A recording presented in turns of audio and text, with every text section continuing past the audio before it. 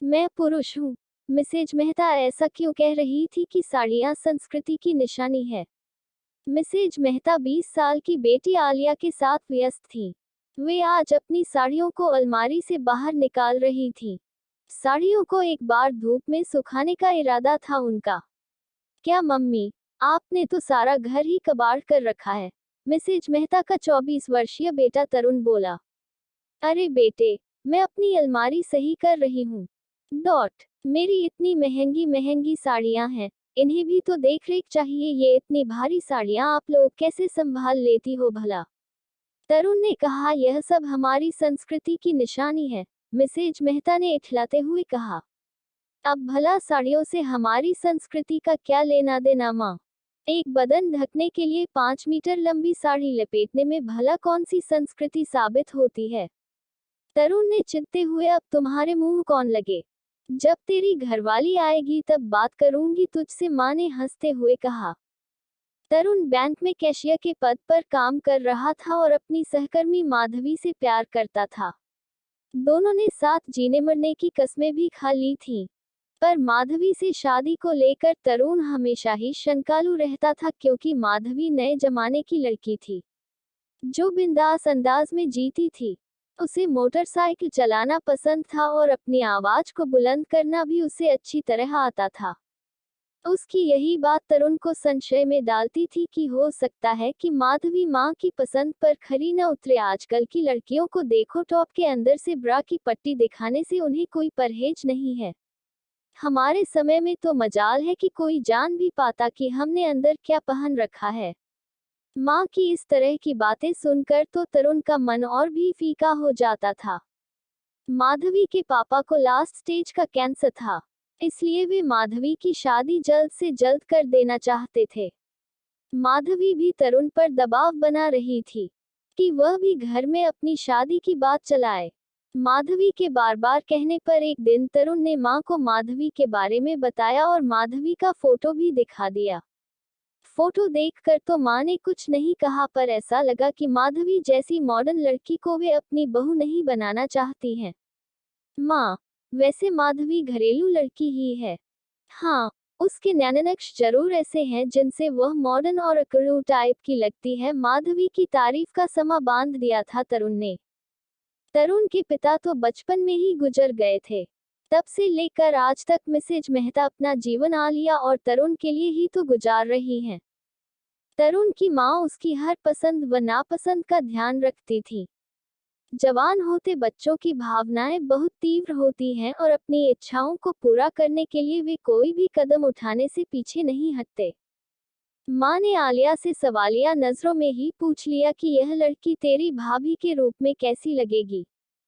आलिया ने भी इशारों में ही बता दिया।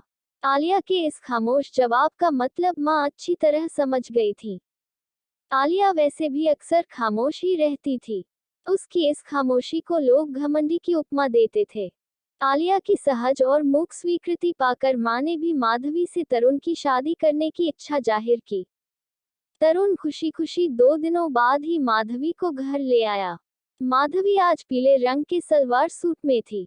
उस तरुण ने अपने बालों को खुला छोड़ा हुआ था, जो बार बार उसके माथे पर गिर जाते थे और जिन्हें बड़ी अदा से सही करती थी। वह माधवी से माँ ने 2-4 सवाल जवाब किए और उसके घरेलू हालात के बारे में जानकारी हासिल की। माधवी ने उन्हें बताया कि घर में उसके माँ बाप और माधवी ही रहते हैं और पापा कैंसर से पीड़ित हैं, इसलिए घर चलाने का जिम्मा भी उसी पर आ पड़ा है। इसी प्रकार की औपचारिक बातों के बाद माधवी ने माँ और आलिया से विदा ली। माधवी के जाने के बाद तरुण अपनी माँ का निर्णय जानने के लिए मचला जा रहा था। माँ ने इस सस्पेंस को थोड़ी देर बनाए रखना उचित समझा, लेकिन तरुण की हालत देखकर उन्होंने हंसते हुए इस रिश्ते के लिए हामी भर दी थी। तरुण ने तुरंत ही माधवी के मोबाइल पर व्हाट्सएप मैसेज कर दिया कि माँ शादी के लिए तैयार हो गई हैं। अब बस जल्दी से तारीख तय कर लेते हैं। मैसेज देखकर माधवी भी खुशी से फूले नहीं समा रही थी। उसकी शादी से उसके माँ बाप के मन से एक बोझ भी हट जाने वाला था। अगले दिन बैंक से निकलने के बाद तरुण और माधवी कैफे में गए और अपने भविष्य की तमाम योजनाओं पर विचार करने लगे। दोनों की आंखों में रोमांस और रोमांच का सागर लहरा रहा था। वापसी में शाम ज्यादा हो गई थी और अंधेरा घिर आया था। तरुण ने माधवी को खुद ही उसके घर तक छोड़ने का मन बनाया और अपनी बाइक पर उसको बैठाकर चल दिया। बैंक से माधवी के घर की ओर जाते हुए एक पुलिया पड़ती थी जहां पर आवागमन कुछ कम हो जाता था। वहां पर पहुंचते ही तरुण की बाइक पंक्चर हो गई। शिट मैन, पंक्चर हो गई, मैकेनिक देखना पड़ेगा। इधर उधर नजर दौड़ाने लगा था तरुण। ठीक उसी समय वहां पर 3-4 मुस्टंडे कहीं से प्रकट हो गए। वे सब शराब के नशे में थे। तरुण चौकन्ना हो गया था कि तभी उसके सिर के पीछे किसी ने डंडे से वार किया।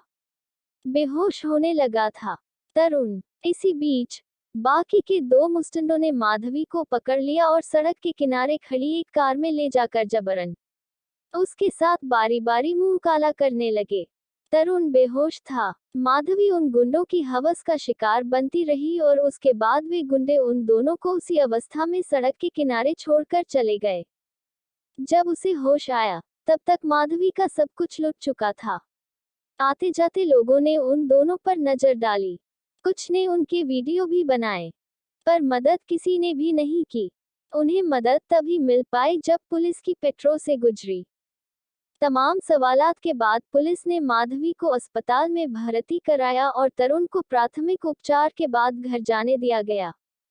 तरुण के दिलो दिमाग पर जोरदार झटका लगा था, पर 10 दिनों तक घर में रुकने के बाद उसने पहले की तरह ही अपने काम पर जाना शुरू कर दिया। पर उसने माधवी की खोज खबर लेना उचित नहीं समझा। माधवी सदमे में थी, पर घर की जिम्मेदारियां निभाने के लिए वह बैंक भी आने लगी और पहले की तरह ही काम भी संभाल लिया। माधवी ने जिंदगी की पुरानी लय पाने की दिशा में कदम बढ़ाने शुरू कर दिए, पर इस सफर में उसे अब तरुण का साथ नहीं मिल पा रहा था। वह माधवी की तरफ देखता भी नहीं था। बात करना तो बहुत दूर की बात थी। माधवी के स्त्रीमन ने बहुत जल्दी ताड़ लिया कि तरुण उसके साथ ऐसा रूखा व्यवहार क्यों कर रहा है, पर बेचारी कर क्या सकती थी। वह अब एक बलात्कार पीड़िता थी। चुपचाप अपने को काम में बिजी कर लिया था माधवी ने।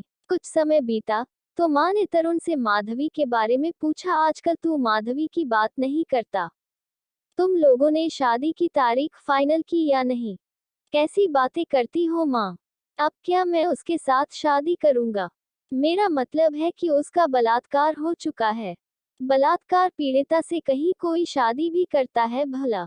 माँ, मैं समाज से कुछ अलग तो नहीं? माँ के चेहरे पर कई रंग आने जाने लगे। उनकी आंखों में कई सवाल उमड़ आए थे। लगता है मेरी परवरिश में ही कुछ कमी रह गई। मन ही मन बुदा उठी थी। माँ, उनकी आंखों की कोर नम हो चली थी, जिसे उन्होंने तरुण से बड़ी सफाई से छिपा लिया और बिना कुछ कहे अपने कमरे में चली गईं।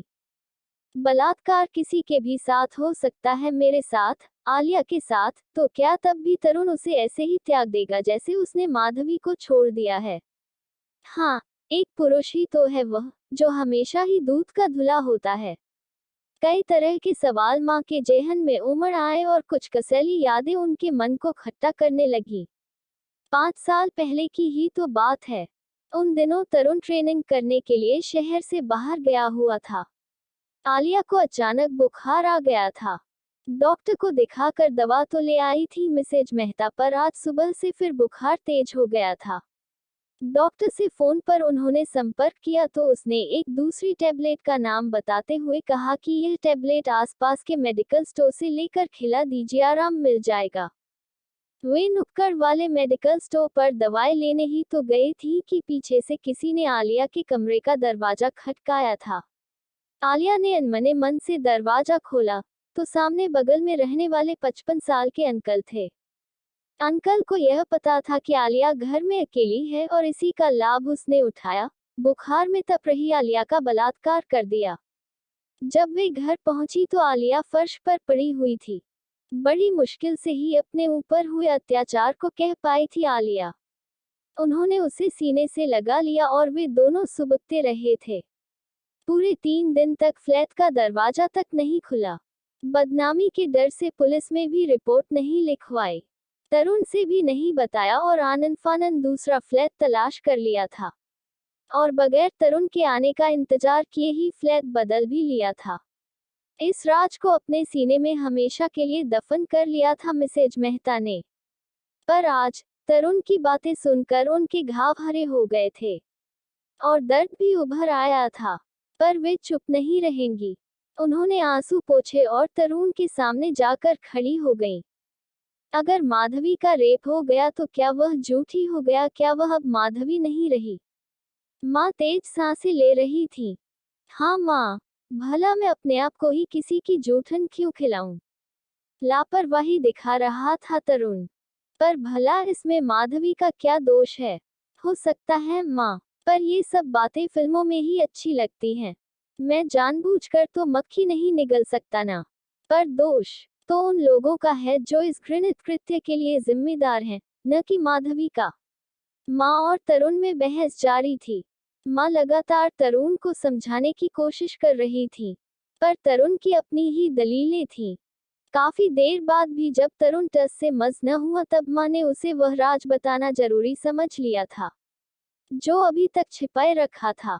और अगर किसी ने तेरी बहन आलिया का बलात्कार किया हो तो क्या तब भी तेरी बातों में ऐसी ही कड़वाहट रहेगी? क्या मतलब है आपका, माँ?